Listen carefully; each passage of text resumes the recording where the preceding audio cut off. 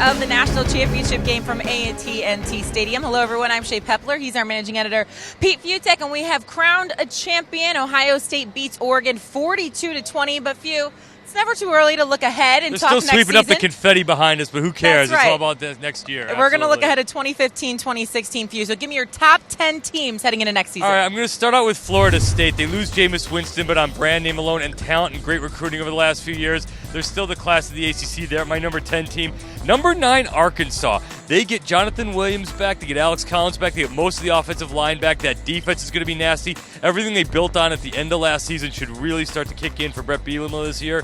Number 8, Oregon. Again, kind of on brand name because they lose so much talent. But the system works. They still have the 1-2 rushing punch of Royce Freeman and Thomas Tyner. And you just know this offense is going to keep on rolling, even if they're not as good as they were this year. Number 7, Michigan State. The defense should really rise up even more this year. Offense loses a ton of skill position players, but Connor Cook should be one of the one of the top QBs in the country, one of the class of the Big Ten.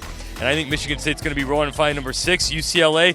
Lose Brett Hundley, but they get just about everyone back. They had the talent this year, didn't do much of anything with it. This year, they might have the talent and actually finally do something with it. So you've hit 4 of the 5 power conferences. No Big 12 love yet. Who's at number 4? Oh, it's coming.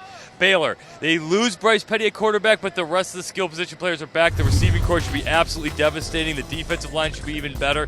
This team should be even stronger than it was last year when it came so close to getting into the college football playoff.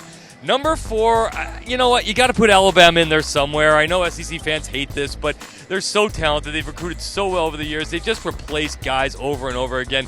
They've just got just enough 4- and 5-star guys to be okay.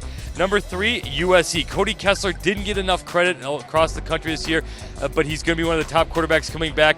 A good recruiting class in the past, all going to come to fruition right now. This team should be absolutely phenomenal. Number 2, TCU. If you liked what they did this year, you're going to love them next year. Trevon Boykin's back.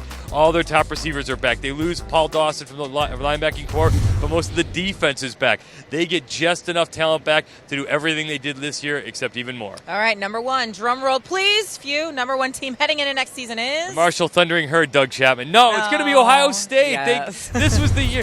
They were supposed to be a year away, but turns out it came a year or two early, and Urban Meyer just said it. Let's get back here next year. There's no excuse not to. Who's going to be their quarterback? Doesn't matter if it's Cardell Jones, JT Barrett. Just keep handing the ball off to Zeke Elliott. Get that receiving game going. They're going to be just fine. Ohio State is no excuse not to be back in the national championship game next season. And it could be frightening if they're even better than they are this year. Right, Pete Fiutak, thanks so much. Looking ahead to next season already, of course, here on Campus Insiders. Will stick with us. We've got post-game interviews, post-game reaction. It's all right here on CampusInsiders.com.